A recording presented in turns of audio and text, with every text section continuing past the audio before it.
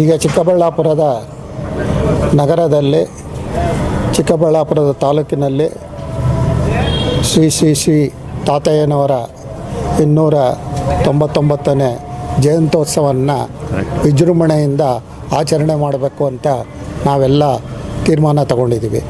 ಈ ನಿಟ್ಟಿನಲ್ಲಿ ತಮಗೆಲ್ಲ ತಿಳಿದಿರುವ ಹಾಗೆ ಸರ್ಕಾರದ ವತಿಯಿಂದ ಈ ಜಯಂತ್ಯೋತ್ಸವವನ್ನು ಆಚರಣೆ ಮಾಡ್ತಾರೆ.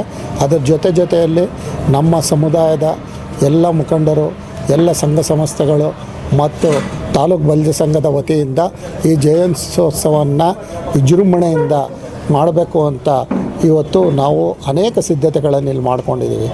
ಈ ಒಂದು ಜಯಂತ್ಯೋತ್ಸವದ ಕಾರ್ಯಕ್ರಮ, ವೇದಿಕೆ ಕಾರ್ಯಕ್ರಮವನ್ನು ಇದೇ ತಾತಯ್ಯನವರ ಸನ್ನಿಧಿಯಲ್ಲಿ ಮಾಡಬೇಕು ಅಂತ ಈಗಾಗಲೇ ಸುಮಾರು 2,500ದಿಂದ 3,000 ಜನಕ್ಕಾಗುವಷ್ಟು ಒಂದು ಪೆಂಡಾಲನ್ನು ಹಾಕಿದ್ದೀವಿ.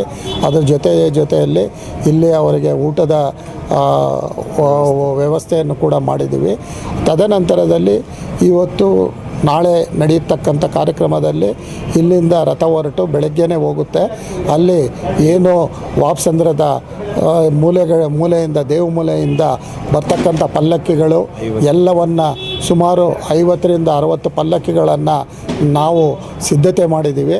ಎಲ್ಲ ಹಳ್ಳಿಗಳಿಂದ, ಹಳ್ಳಿ ಜನ ಇವತ್ತೇನಿದ್ದಾರೆ ಸಮುದಾಯದ ಹಳ್ಳಿಗಳಿಂದ ಉತ್ಸಾಹದಿಂದ ಅವರೇ ತಮ್ಮ ಸ್ವಂತ ಖರ್ಚಿನಿಂದ ಪಲ್ಲಕ್ಕಿಗಳನ್ನು ಮಾಡಿಕೊಂಡು ಇವತ್ತು ಬರ್ತಾ ಇದ್ದಾರೆ ಅನೇಕರು. ಸುಮಾರು 50ರಿಂದ 60 ಪಲ್ಲಕ್ಕಿಗಳ ಜೊತೆಯಲ್ಲಿ ರಥದ ಮೆರವಣಿಗೆ ಏನು ವಾಪಸಂದ್ರದಿಂದ ಹೊರಟು ಬಜಾರ್ ರೋಡಿಂದ BB ರೋಡಲ್ಲಿ ಬಂದು ಮತ್ತೆ ಅಲ್ಲಿಂದ ಟೌನ್ ಹಾಲ್ವರೆಗೂ ಬಂದು ಬಜಾರ್ ರೋಡಿಂದ ಗಂಗಮ್ಮನ ಗುಡಿ ಅಂತ ರಸ್ತೆಯಿಂದ ಮತ್ತೆ ಈ ತಾತಯ್ಯನವರ ಸನ್ನಿಧಿಗೆ ಬಂದು ಇಲ್ಲಿ ನಾವು ವೇದಿಕೆ ಕಾರ್ಯಕ್ರಮವನ್ನು ಮಾಡಲಿದ್ದೇವೆ. ಈ ವೇದಿಕೆ ಕಾರ್ಯಕ್ರಮದಲ್ಲಿ ಸರ್ಕಾರದ ಎಲ್ಲ ಅತಿಥಿಗಳು ಮತ್ತು ನಮ್ಮ ಸಮುದಾಯದ ಏನು ಶಾಸಕರಾದಂಥ ಪ್ರದೀಪ್ ಈಶ್ವರ್ರವರು ಮತ್ತು ಜಿಲ್ಲೆಯ ಏನು ಇವತ್ತು ಜಿಲ್ಲಾ ಉಸ್ತುವಾರಿ ಸಚಿವರಾದಂಥ ಸುಧಾಕರ್ರವರು, ಸಂಸದರು ಮತ್ತು ಎಲ್ಲ ಏನು ಪ್ರೋಟೋಕಾಲ್ನಲ್ಲಿ ಬರ್ತಕ್ಕಂಥ ಎಲ್ಲರಿಗೂ ಆಹ್ವಾನ ನೀಡಿದ್ದೀವಿ.